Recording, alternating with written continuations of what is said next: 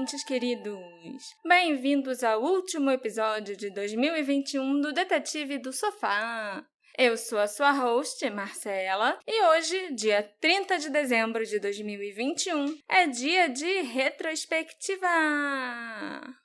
Uhul! Faz uhul, Alexandre. Uhul! Passou tão rápido, parece que foi ontem que eu tava gravando a retrospectiva de 2020. Isso eu não acho que passou rápido, não. Passou sim, 2021 voou. E eu, inclusive, recebi várias mensagens dos ouvintes me perguntando se esse ano a gente ia fazer a nossa retrospectiva, falando sobre os casos mais legais e diferentes que foram resolvidos esse ano. Eu fiquei surpresa e muito feliz de vocês terem gostado do nosso episódio de Ano Novo de 2020 e ainda quererem outro igual em 2021. Esse ano foi um pouquinho melhor do que o anterior, né? Mas ainda foi um ano difícil, um ano de pandemia e a gente já fala de assuntos pesados por aqui o ano todo. Então é bom a gente tentar se despedir de 2021 e começar 2022 da forma mais positiva e leve possível. Vamos começar, Alexandre? Vamos sim, Marcela. Eu achei legal que a gente não vai quebrar a nossa tradição anual de falar de casos resolvidos do ano. Uma tradição que já dura o total de 1 ano. 2, porque esse é o segundo episódio, né? Mais ou menos. A tradição tá entrando no segundo ano, talvez. Mas é bom sempre lembrar que esse podcast dá muito trabalho pra fazer, mais pra Marcela, mas dá muito trabalho. E seria legal que vocês ajudassem a gente a produzir ele. Eu, por exemplo, escuto podcast desde 2009 e eu vi na época como foi legal ver os programas que eu escutava virarem o principal trabalho daquele criador. Eu vi isso acontecer com o Jovem Nerd, mas com um monte de programa que eu curtia, e vai que vocês querem ver isso acontecendo aqui também. Então, vocês já sabem, quem quiser apoiar a gente tem como fazer isso pelo Aurelo ou pelo PicPay. Quem contribuir com R$10 ou mais, entra no nosso grupinho, que é um canal mais acessível para falar com a gente e receber os episódios antes, sendo que os episódios sempre têm um diferencialzinho. Lembrando que quem não puder ajudar, baixa o app do Aurelo e escuta a gente por lá, porque a Aurelo é a única plataforma que tá pagando a gente por reprodução.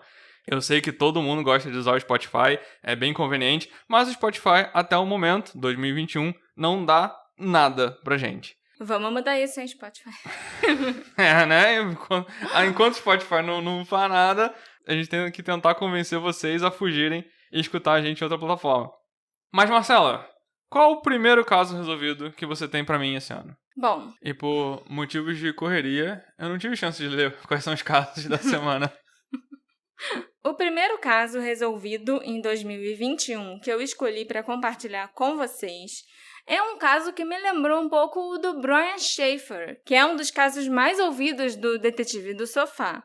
Então eu acho que vocês vão gostar.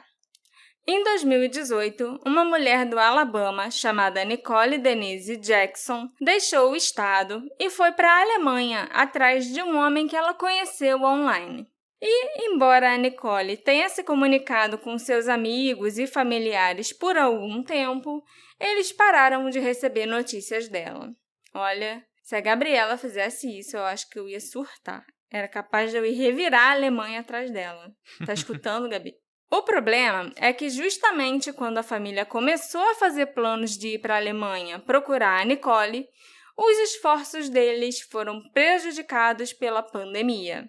No final de 2019, a irmã da Nicole, a Ella, e o pai das duas estavam tentando tomar decisões sobre o que eles fariam. E então a pandemia começou. A Ella disse que eles até receberam mensagens de texto da Nicole em 2019 e 2020, mas eles não falam com ela e não escutam a voz da irmã desde o Natal de 2018.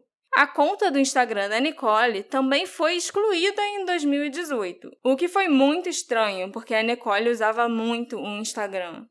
A Ella, então, entrou em contato com o consulado dos Estados Unidos em Munique e preencheu uma denúncia de desaparecimento. As autoridades afirmaram que eles tinham o endereço da Nicole, que ela tinha fornecido ao entrar no país. Mas eles não conseguiram entrar em contato com ela porque quando eles foram para o endereço informado, ninguém morava lá. Eita. O consulado, então, recomendou fortemente que a ela entrasse em contato com as autoridades alemãs para registrar o desaparecimento da Nicole e para tentar obter informações sobre o paradeiro dela. A Nicole tinha 21 anos quando ela deixou o Alabama em 2018. A família tinha pouquíssimas informações sobre o homem com quem ela estava se relacionando. E foi só em janeiro de 2021 que a ela ficou sabendo que esse homem era alguém que a Nicole tinha conhecido online, porque a irmã tinha dito para ela que estava saindo com alguém que ela conhecia da época da escola,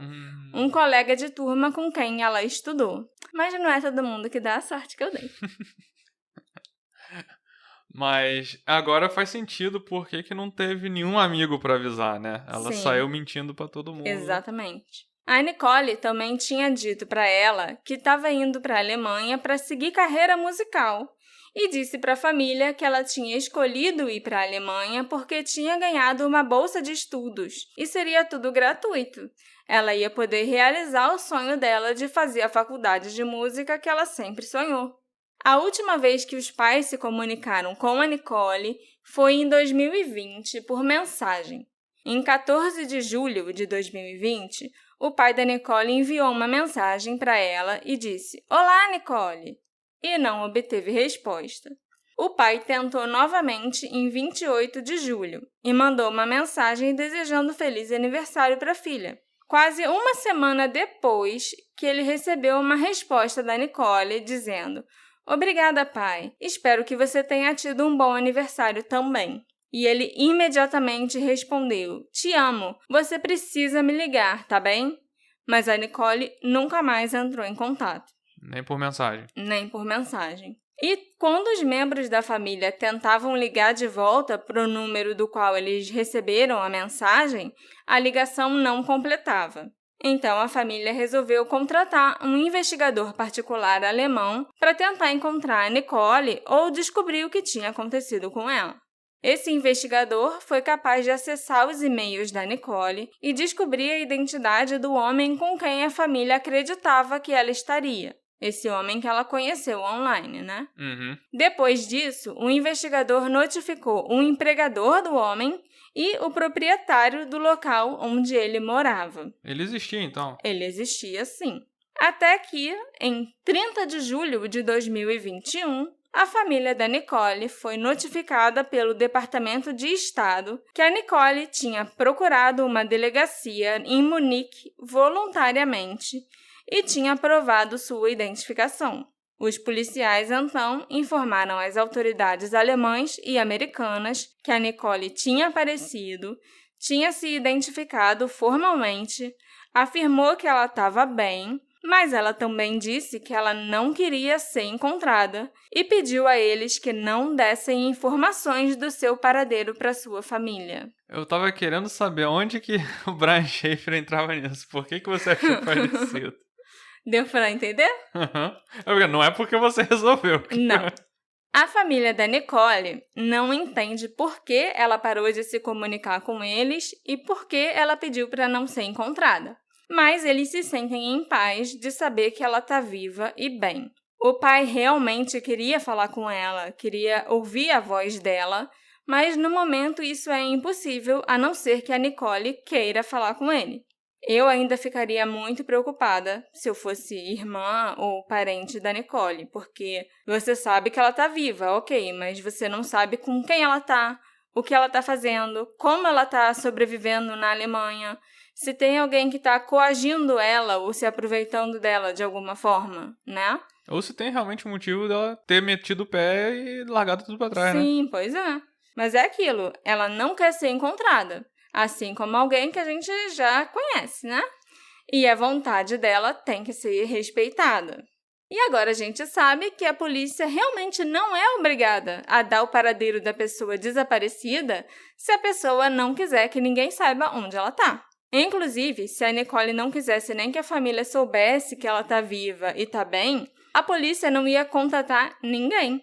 Mas a própria Nicole quis tirar um investigador particular da cola dela e quis que a família parasse de procurar. Então pediu para avisarem que tá tudo bem. A gente já discutiu isso no caso do Brian Schaefer, né? Então, foi por isso que o caso da Nicole acabou me lembrando o caso dele. É engraçado, né? Ela quis fazer a com mulher que foi parasse de investigar a vida dela. A mulher foi pra outro país, parou de dar notícia. Mentiu pra todo mundo. Mentiu sobre pra quem... todo mundo. E o cara que a polícia foi no cara? Avisaram no emprego do cara. Polícia não, o detetive particular. Isso deu alguma coisa? Ou aí foi aí que ela procurou? Foi aí que ela procurou a polícia. Uhum. Entendeu? Mas eu não sei. Não sei nada sobre esse cara. A família não sabe nada sobre esse cara. A única coisa que eles sabem é exatamente isso. A Nicole foi numa delegacia em Munique. Falou, oi, eu sou a Nicole, eu sei que estão me procurando e eu tô aqui, tô provando que eu tô viva, que eu tô bem, tá aqui meus documentos, meu passaporte, tudo. Mas eu não quero que a minha família saiba nada de mim. Vocês podem avisar que eu entrei em contato, que eu vim aqui, mas só isso, entendeu? Eu entendo. Você tem que realmente obedecer o desejo dela. Ela é maior de idade. Eu né? entendo isso. Mas como você mesmo falou, o endereço não constava. A não ser que na delegacia ela tenha falado, não, eu não quero mais saber da minha família por causa disso, e não conta pra ninguém. Sim. Entendeu? Mas a família não sabe. Então, eu acho que isso não impede a família de continuar pagando o investigador para realmente... Mas vem cá, ela tá onde, pelo menos? Ela tá viva? Você sabe por quê?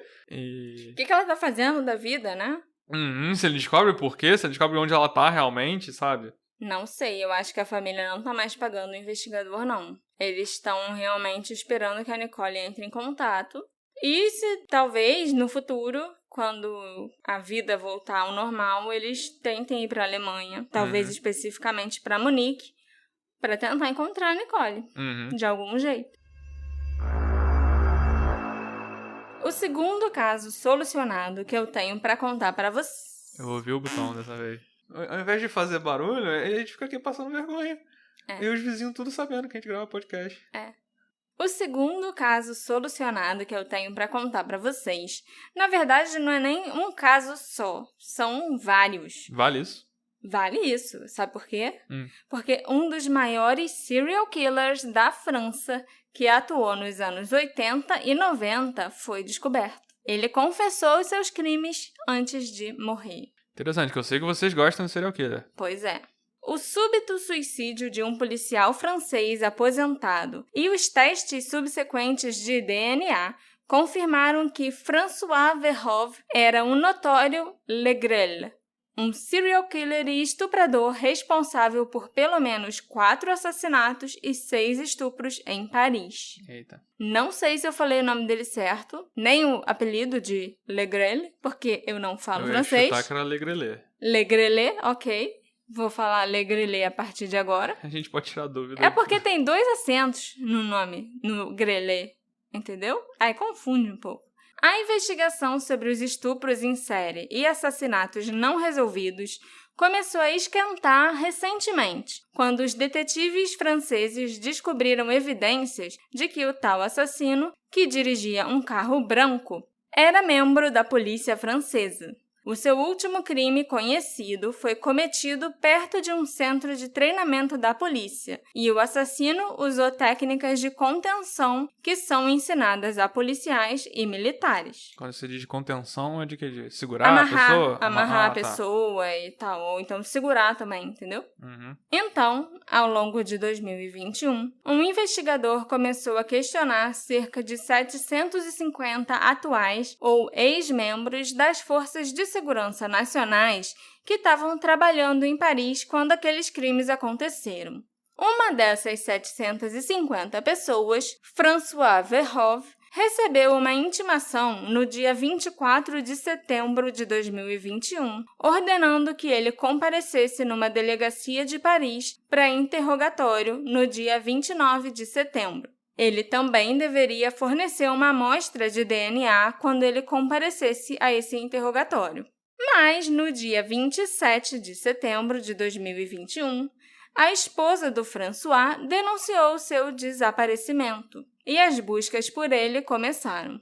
No dia 29 de setembro, o dia que ele deveria comparecer no interrogatório, ele foi encontrado morto num flat que ele tinha alugado 2 dias antes na cidade de Legrad-du-Roi, na costa mediterrânea. O François tinha cometido suicídio com uma overdose de medicamentos controlados aos 59 anos e deixou uma carta onde ele afirmava que tinha conseguido controlar os seus impulsos passados depois de se casar e ter filhos, e que ele não tinha cometido mais nenhum crime desde 1997.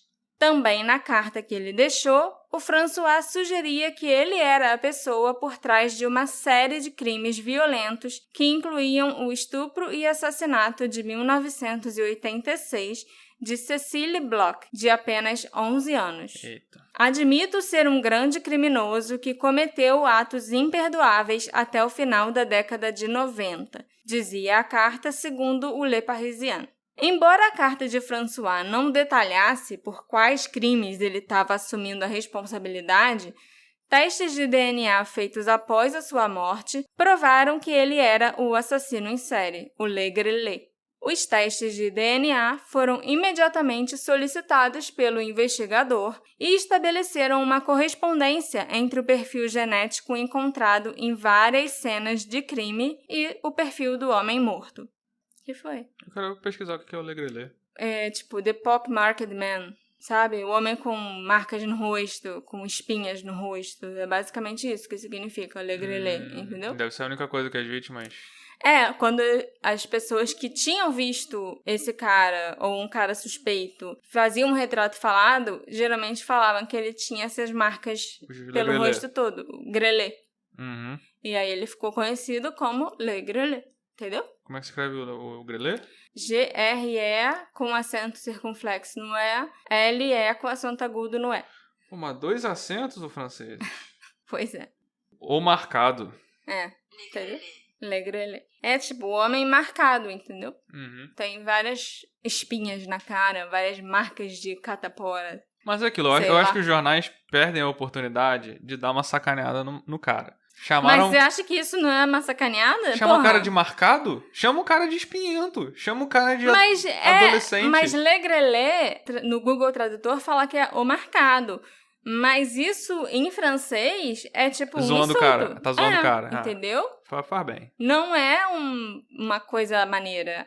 O homem marcado. Não, é realmente o espinhento, o cara da acne. Bacana. Porque eu não acho maneiro o pessoal dar moral pra serial killer. Aí fala, The Night Stalker. Aí tem uns nomes maneiros assim, só enche o cara de moral. Não, dá um nome zoado mesmo. Le Grellet é bem zoado. O François, de fato, havia servido como policial antes da aposentadoria. E ele viveu tranquilamente com sua esposa e seus filhos numa área residencial de Legrad-du-Roi por vários anos.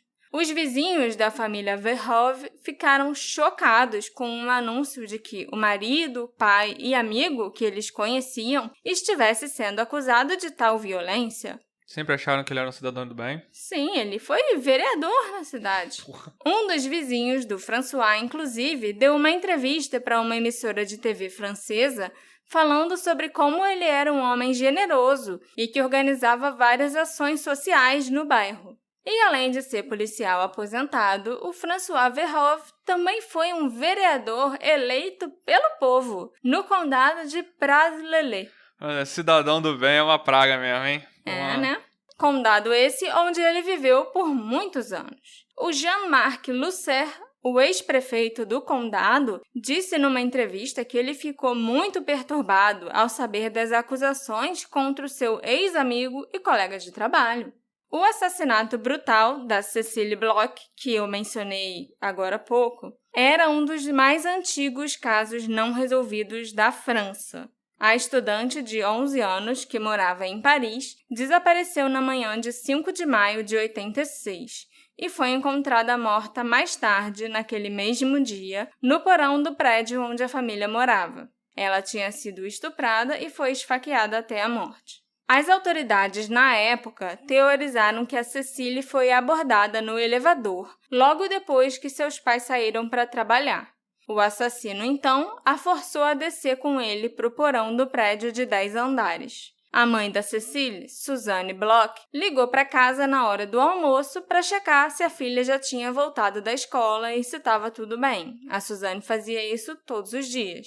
E como a Cecile não atendeu o telefone, a mãe foi para casa e encontrou o apartamento vazio. A Suzanne, então, ligou para a escola da filha e soube que a Cecile não tinha aparecido na escola aquele dia. Vários residentes do prédio, incluindo o meio-irmão da Cecile, o Luc Richard, lembravam de ter visto um homem desconhecido com marcas de acne no rosto na manhã do assassinato. O Luc havia dito anteriormente aos repórteres que o homem com quem ele tinha entrado no elevador foi muito educado, mas foi educado até demais para um estranho, e ele parecia muito seguro de si. O homem falou com o Luc de uma maneira muito ousada e educada também. Ele, ao sair do elevador, disse algo como: "Tenha um dia muito, muito bom." Ninguém fala assim, realmente. Eu não falo com ninguém. Eu dou bom dia, boa tarde. Mas não, tenha um dia muito, muito bom para um estranho que eu nunca vi na vida, sabe? Mas a essa altura, ele já tinha matado ou ainda ia matar? Ele já tinha matado. O Luc entrou no elevador para descer do apartamento e isso já foi à tarde, quando começaram já até as buscas pela menina, depois que a mãe já tinha até notado que ela não estava em casa. Entendi. Foi na hora que ele tinha acabado de matar e estava saindo, indo embora do prédio, como se nada tivesse acontecido. E feliz até demais. O Luc ajudou um desenhista a criar um retrato falado daquele homem, que foi apelidado de Le Grellet, ou o homem com marcas de acne no rosto. Infelizmente, nem a Suzanne, nem o Jean-Pierre Bloch, os pais da Cecile, viveram para ver o assassino da filha ser identificado. Infelizmente, também, ele não foi preso, nem pagou pelo que ele fez, né? Porque ele cometeu suicídio. O caso não resolvido da Cecile foi arquivado em 92. E em 96, um novo juiz o reabriu e ordenou que fosse testado o material biológico coletado na cena do crime. E o DNA coletado no porão onde a Cecile foi assassinada correspondia ao DNA coletado em outros 3 assassinatos e 6 estupros que tinham acontecido desde então. O assassino da Cecile, que agora nós sabemos que é o François Verhomme, também foi o responsável pelo duplo homicídio de Gilles Politi, de 38 anos, e de uma babá que trabalhava para a família Politi, chamada Irmgard Miller, de 20 anos, em 1987, um ano depois do assassinato da Cecile. E o Le Grellet também assassinou Karine Leroy, de 19 anos, em 1994. O jornal francês La Dépêche informou que, nos assassinatos de Gilles e Irmgard, as vítimas foram encontradas nuas, amarradas, amordaçadas e queimadas com cigarros. Eita. E uma testemunha disse para a polícia na época que a Irmgard tinha namorado com um homem que tinha a pele marcada de acne. A babá. Isso, a babá da família, né? Tinha namorado o François. O perfil de DNA do assassino também o ligou a vários estupros, incluindo o de uma menina de 8 anos, abusada sexualmente menos de um mês antes do assassinato da Cecile. E, assim como a Cecile, a menina foi atacada no porão de um prédio. Essa menina sobreviveu, ele não a matou, e ela foi identificada apenas como Sarah. Disse aos investigadores, quando ela foi interrogada, que o homem tinha afirmado para ela que ele era um policial. E, em outros 3 casos de estupro que aconteceram depois, o homem também tinha dito para as suas vítimas que era policial. E essas vítimas também identificaram o seu agressor como um homem de pele marcada. Uhum. As autoridades ficaram bem preocupadas na época, mas eles não tinham certeza se era uma mentira contada com a intenção de ganhar a confiança das vítimas ou se aquele suspeito evasivo realmente era um deles. O que deu certeza a eles que eles estavam procurando por um policial ou militar foram as táticas usadas para amarrar e amordaçar as vítimas. Esse palpite, que o Le Grellet era um policial, estava correto. Só é uma pena que eles não tenham descoberto que o François era o assassino antes. E ele não pagou pelos crimes horrendos que ele cometeu. Ele escolheu o caminho dos covardes, né? Cometeu suicídio quando percebeu que a polícia estava chegando muito perto. Estilo noivo da Gabi Petito, que eu já dizia no grupo de apoiadores e dizia pro Alexandre há muito tempo que ele tinha se matado logo que surgiu a notícia que o homem fugiu. Eu lembro. E a polícia não descobriu antes pra chegar na casa dele de surpresa, né? Ligou pra marcar, teve que fazer um pente fino de vários policiais. Eu acho que assim, o que eles tiveram que fazer depois de descobrir que realmente era um policial e quando um investigador resolveu pegar Todos os aquele policiais. caso e voltar a dar uma revisada neles e tudo, foi ver, quem é que trabalhava em Paris quando esses crimes estavam acontecendo. E eram 750 pessoas. Então, para ele fazer uma triagem, ia ser muito difícil. Uhum. Talvez se ele tivesse conseguido foto desses caras na época que eles eram mais novos e visse que o François tinha um monte de espinha, ele pudesse ter descoberto, mas Ido eu não lá sei. chamar, né? Não sei. Mas deu chance pro cara. Ele fez o que ele tinha que fazer. Ele tinha que chamar cada um daqueles 750 policiais para serem interrogados. Não, e de algum jeito ele chegou nele, né? O terceiro caso que eu vou contar para vocês é bem bizarro. Opa! Um ônibus desapareceu no México em 2014 com 43 pessoas dentro. Em 2021, nós finalmente conseguimos descobrir o que aconteceu com aqueles jovens que estavam estudando para ser professores. Entraram na Caverna do Dragão. Antes fosse. Eu acho que ia ser menos pior do que o que realmente aconteceu com eles, coitados. O fim de semana de 26 de setembro de 2014 começou como tantos outros na cidadezinha de Iguala, no sul do México. A praça principal sediou um comício político e havia uma partida de futebol acontecendo nas proximidades. Alunos de uma escola rural de treinamento de professores estavam tentando conseguir um ônibus para fazerem uma viagem para a cidade do México, onde eles participariam de alguns protestos políticos. Mas o que aconteceu naquele dia se tornou um símbolo da violência, impunidade e violação do Estado de Direito que assola o México. No final da noite, 6 pessoas estavam mortas e 43 dos alunos, vistos pela última vez sendo forçados a entrar em caminhões da polícia, haviam desaparecido.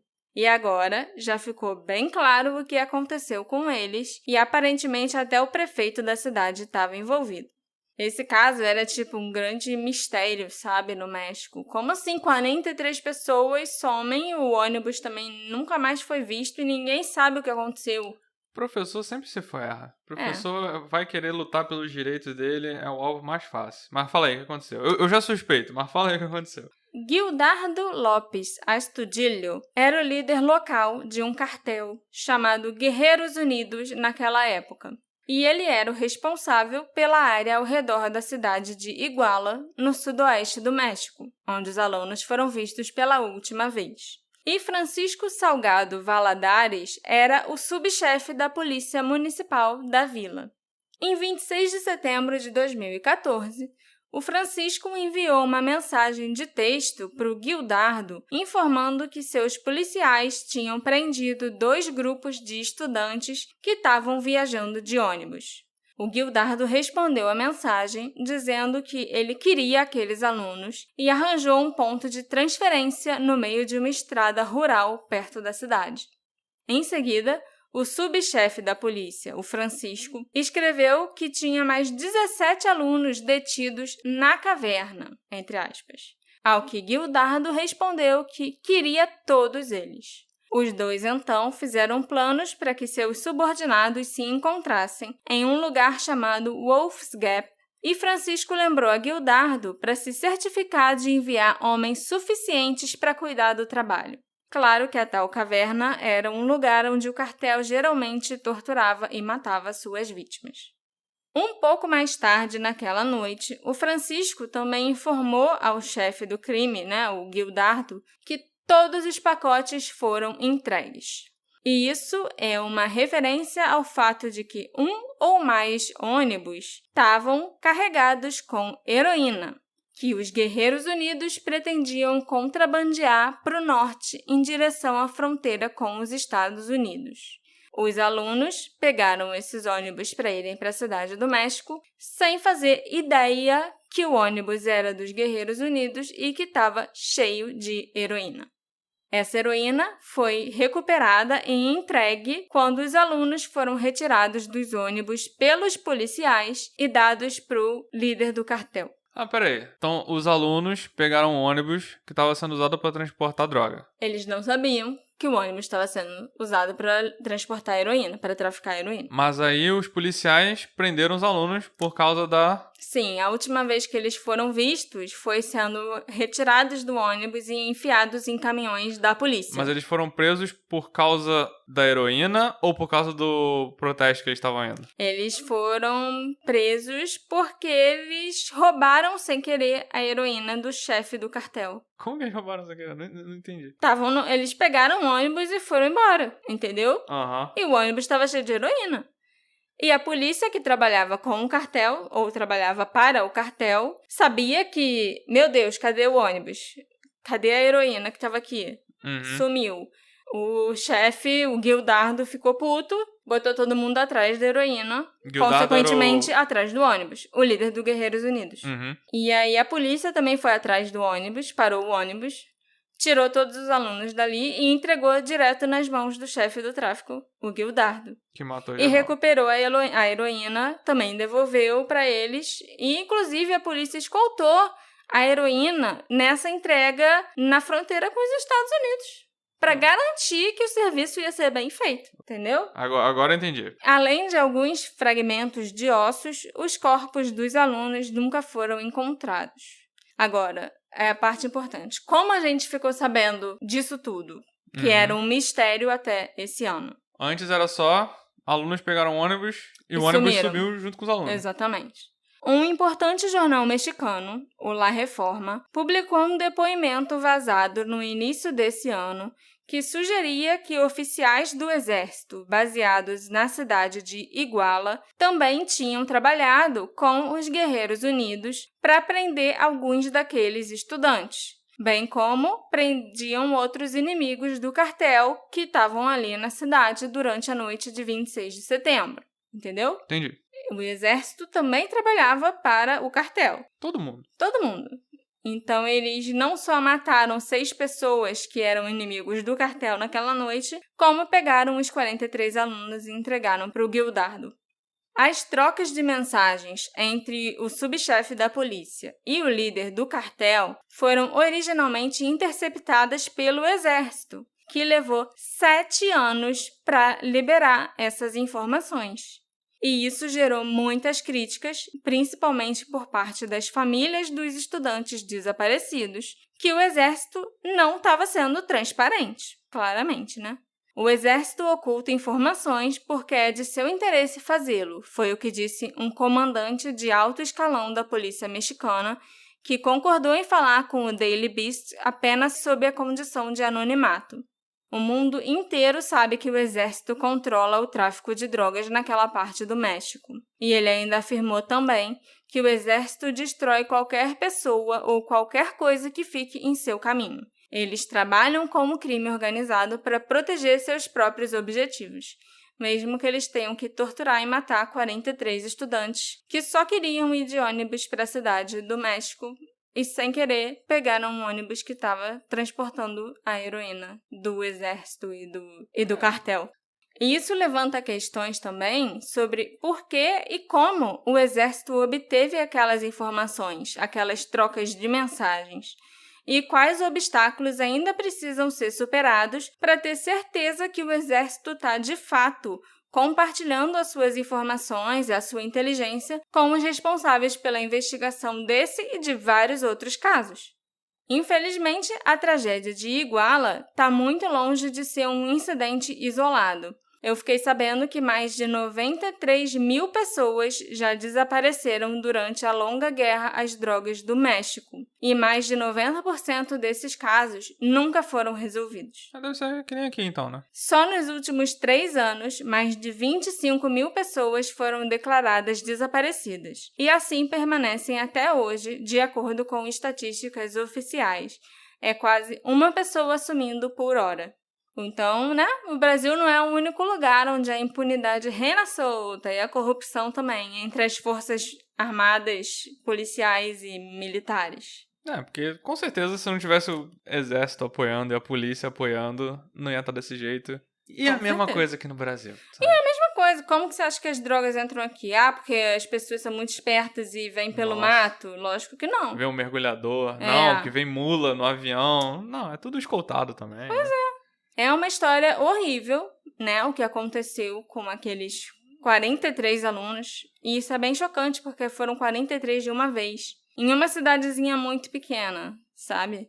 Mas pelo menos agora as famílias sabem o que aconteceu com aquelas 43 pessoas. E o mundo também sabe quem foram os culpados pela morte deles. Tanto o cartel, os Guerreiros Unidos, que é o nome do cartel, quanto a polícia, quanto até o exército, que encobriu tudo que a polícia e o cartel fizeram juntos para se livrar de todas as evidências. Uhum. A gente tem que torcer para que eles paguem pelo que fizeram, mas já sabendo que não vão pagar. Considerando que tá parecendo muito Brasil, Uhum. não vai rolar nada. Mas é interessante, porque isso era um mistério, muito grande. Será que esses 43 alunos no ônibus foram abduzidos? Isso que eu ia falar. Tinha umas teorias assim, Isso sabe? que eu ia comentar, que não deve ter mais ninguém achando que eles foram abduzidos, sabe? Pois é, agora todo mundo sabe o que aconteceu. O quarto caso que eu tenho para contar, e que foi resolvido esse ano, lógico, é o de um sem-teto que resolveu confessar um assassinato ocorrido há 38 anos atrás porque ele já não aguentava mais dormir na rua. Caraca, stonks. Anthony Camp, de 59 anos, procurou a polícia em 28 de julho dizendo que ele queria que o governo cuidasse dele e que ele queria passar os seus últimos dias numa cela ao invés de passar nas ruas. E o Anthony também contou que ele era o responsável pelo assassinato brutal de um homem chamado Christopher Anscoff, que aconteceu em 83 e estava até hoje sem solução. O Anthony até se arrependeu depois de ter confessado o crime e tentou se retratar, retirar a confissão e tal. Mas a polícia possuía evidências de DNA de um cigarro coletado na cena do crime, que foi comparado com o DNA do Anthony, depois que ele confessou. E os dois DNAs batiam perfeitamente. Uma curiosidade, por que ele se arrependeu? Porque aí ele viu que, acho que eu fiz merda, hein? Ficar na prisão. Tava meio bêbado, vim aqui, falei que eu queria ficar na prisão porque era melhor que ficar na rua, mas na rua eu tenho liberdade, então acho que eu fiz merda, entendeu? O assassinato em questão aconteceu na casa da vítima, o Christopher Anscoff, na cidade de Kilburn, a noroeste de Londres, entre 2 e 5 de dezembro de 83. O Christopher era descrito por seus amigos como uma pessoa muito generosa e carinhosa. E ele convidou o Anthony, que tinha apenas 21 anos na época, para tomar um drink em seu apartamento. O Christopher era gay e regularmente convidava homens para irem até o seu apartamento e, segundo os amigos dele, ele sempre respeitava os desejos desses homens caso eles não quisessem ter relações sexuais com ele. Várias testemunhas que foram entrevistadas pela polícia na época disseram que conheciam esse hábito do Christopher e que já o tinham alertado sobre os riscos à sua segurança pessoal de ficar levando homens que ele tinha acabado de conhecer para a casa dele. Esses alertas foram bem proféticos, já que foi exatamente convidar um estranho para o apartamento que levou o Christopher à morte. O Anthony inicialmente negou que a homossexualidade do Christopher tivesse alguma coisa a ver com o assassinato, dizendo que o motivo foi alguma discussão que eles tiveram e que ele nem se lembrava mais da causa. Ele mandou, assassino eu sou, mas homofóbico não.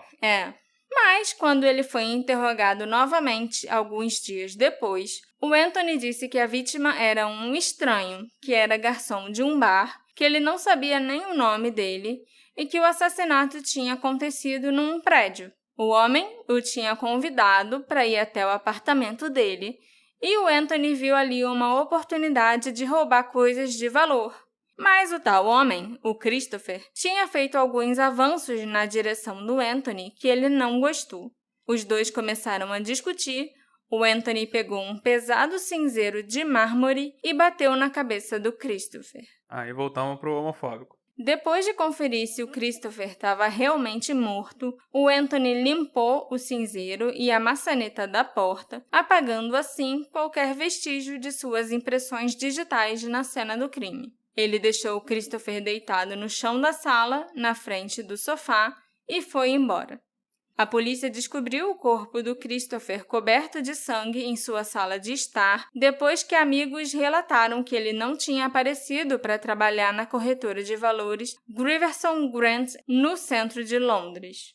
O Anthony nunca teria sido pego se ele não tivesse atirado pedrinhas na janela de uma delegacia de polícia e implorado aos policiais que ouvissem sua confissão quando ele estava muito bêbado. Ele jogou pedrinha na janela, amor, porque a polícia não estava ouvindo as batidas na porta dele. A polícia não queria lidar com o bêbado, né? Exatamente. Como eu comentei com vocês, ele até tentou retratar, retirar a confissão, mas o DNA provou que ele realmente era o culpado. E nisso, ele ainda tentou jogar a culpa para outra pessoa, um homem chamado Terence Casey, que tinha cometido suicídio em 89.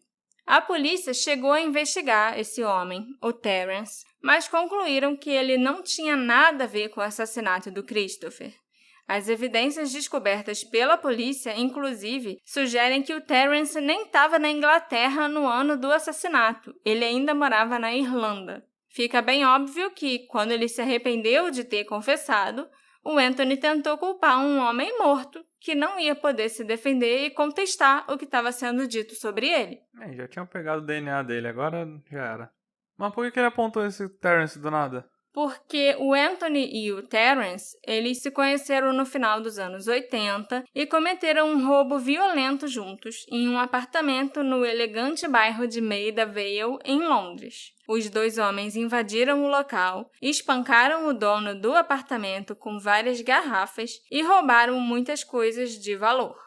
Então, eu acho que aí, quando ele ficou sabendo, depois, o Terence tá morto, agora que eu quero retirar minha confissão, eu vou dizer que foi o Terence, entendeu? Os dois já se conheciam há muito tempo. Porque, no fundo, ele chegou lá querendo ser acolhido. Queria um abrigo, né? Então, às vezes, se eu mudar de ideia, vão aceitar essa história nova que eu vou contar. O Anthony Camp agora está preso, ele já foi julgado e recebeu uma sentença de prisão perpétua com direito a condicional após cumprir 15 anos e meio de pena. O juiz, Mark Dennis, ao pronunciar qual seria a pena do Anthony, disse que esse foi um assassinato brutal e totalmente injustificado, que levou à morte de um homem inofensivo e de boa índole que não queria fazer mal nenhum. Durante o julgamento, o Anthony ficou calado a maior parte do tempo, falando apenas para se identificar e fazendo um pronunciamento antes da sentença ser lida. Ele disse que por quase 40 anos ele escapou e que agora estava assumindo a culpa pelo que tinha feito.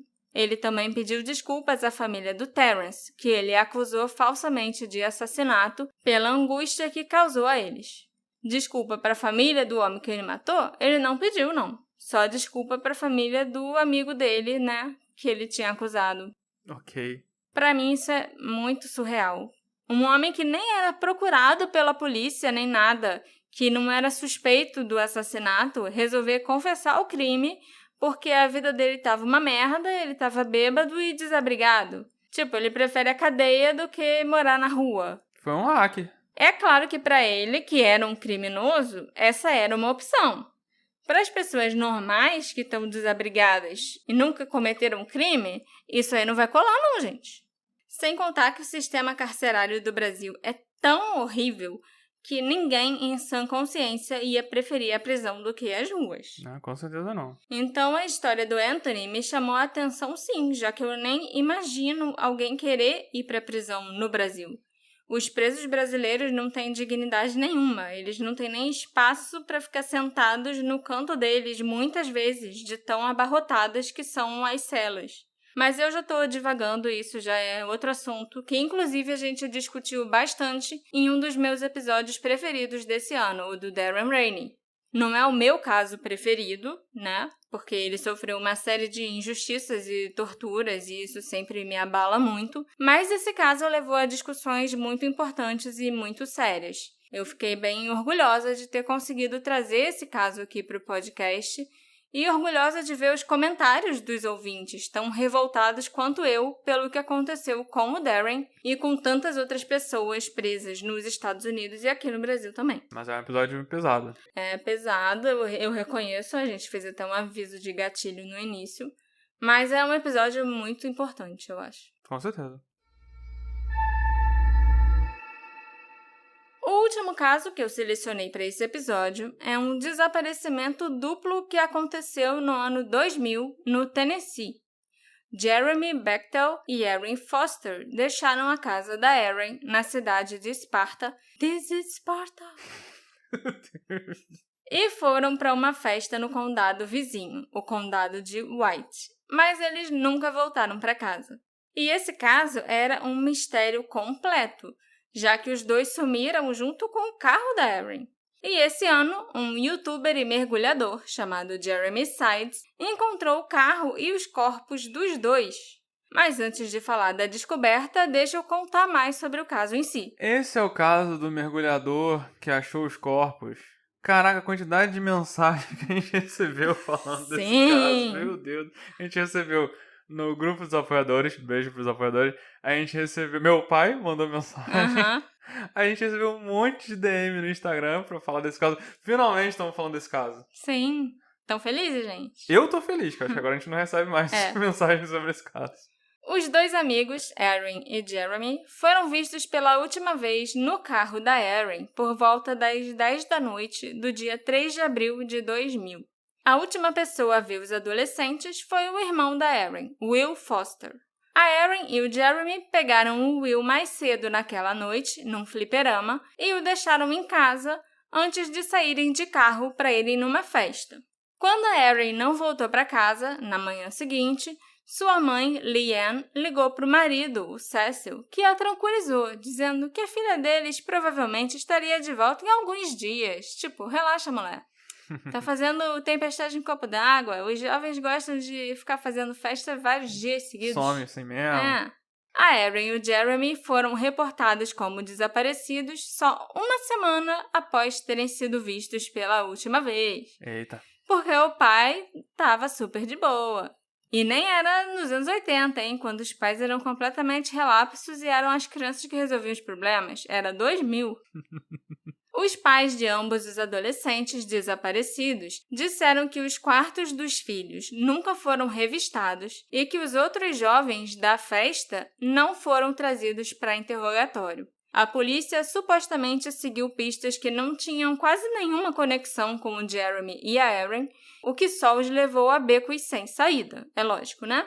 O jornal local, Knox News, relatou em 2012 que vários poços no condado de White estavam sendo escavados depois que a polícia recebeu relatos de que o Jeremy e a Erin teriam sido assassinados e seus corpos abandonados dentro de um poço. Nossa. O artigo também dizia que a investigação ainda estava em andamento, mas não existiam provas forenses sobre o que poderia ter acontecido com os dois e com o carro. E não foi nada disso. Não foi nada disso. E é basicamente isso que a gente sabia sobre os desaparecimentos e sobre as investigações muito mal feitas, né?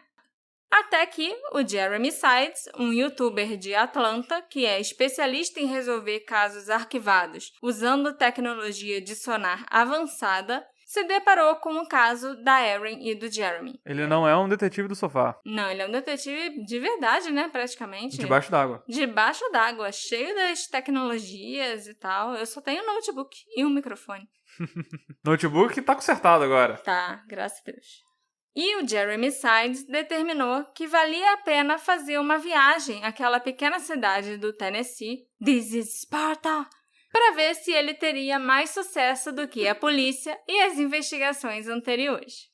O Jeremy não informou a ninguém quando visitou Esparta no final de novembro de 2020, e embora não tenha tido sucesso na ocasião, ele postou um vídeo em seu canal no YouTube dizendo que voltaria para tentar novamente. O xerife do condado de White, Steve Page, assistiu ao vídeo e percebeu que o Jeremy estava usando uma tecnologia de sonar de varredura a qual seu departamento não tinha acesso. Então, o xerife Steve revisou o caso novamente e percebeu que as pistas indicavam que os dois jovens teriam dirigido pela rodovia 84. Ele, então, entrou em contato com um mergulhador e pediu ao Jeremy Sides para que ele trabalhasse com os investigadores e sugeriu que ele realizasse buscas no rio Calfkiller. O Steve ainda pediu ao Jeremy que ele usasse o seu sonar de varredura lateral para ajudar a encontrar Erin Foster e Jeremy Bechtel. Conforme prometido, o Jeremy Sides retornou à área em 30 de novembro de 2021, mais de 20 anos após o desaparecimento dos jovens. Não demorou muito para ele detectar um carro e dar um mergulho para ver por si mesmo o que tinha ali. Lá embaixo d'água, o Jeremy conseguiu localizar e limpar a placa do carro, e ele verificou que aquele era, de fato, o carro da Erin Foster. E os restos mortais da Erin e do Jeremy também foram encontrados dentro do veículo. Limpar, que você diz, é porque estava cheio de barro, de alga, assim, tampando a placa, Entendi. Aí ele teve que passar a mão para tentar tirar e ler qual era a placa. Aí ele viu que era a placa do carro, aí não perturbou mais nada. Só subiu pra avisar a polícia e tal. Exatamente. E aí a polícia foi quem fez toda uma operação para conseguir retirar o carro da água. Uhum. E só quando eles retiraram foi que viram que, olha, os dois estão aqui. Uhum. Um no banco do motorista, o outro no banco do passageiro. Entendi. Entendeu? O legista ainda não confirmou oficialmente que aqueles gestos mortais realmente pertencem ao Jeremy e à Erin. Mas eu acho que é muito óbvio pra gente que são eles, né? E, inclusive, o xerife, o Steve Page, está confiante que são eles dois. Em 2000, aquela rodovia ainda não tinha guarda-corpo. Então, a polícia suspeita que eles tenham perdido o controle do veículo e aí caíram na água. Putz, de bobeira. As famílias da Erin e do Jeremy ficaram com o coração partido quando receberam a notícia. O pai do Jeremy Bechtel, Ronnie, disse ao The Post que foi como perder o filho novamente. Ele sabia que alguma coisa tinha acontecido, mas ele não sabia o quê. E agora que ele tem certeza que o filho estava morto esse tempo todo, ele recebeu um novo golpe. Os pais da Erin ainda tinham esperança que ela estivesse viva, mas agora eles têm que lidar com a perda da esperança que eles tinham de que os dois pudessem estar vivos em algum lugar. Então, é uma dor diferente da dor que eles sentiam antes. Tadinhos.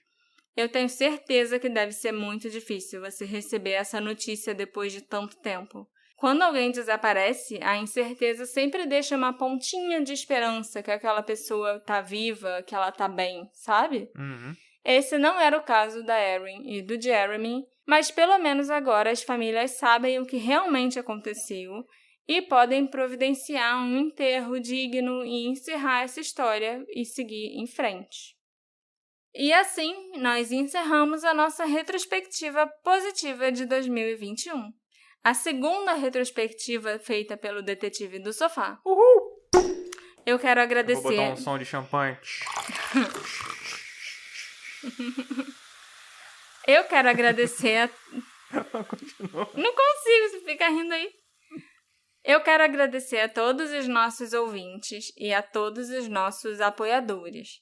Esse ano foi incrível para esse podcast. A gente chegou bem mais longe do que eu imaginei que a gente pudesse chegar e continuamos crescendo graças a vocês.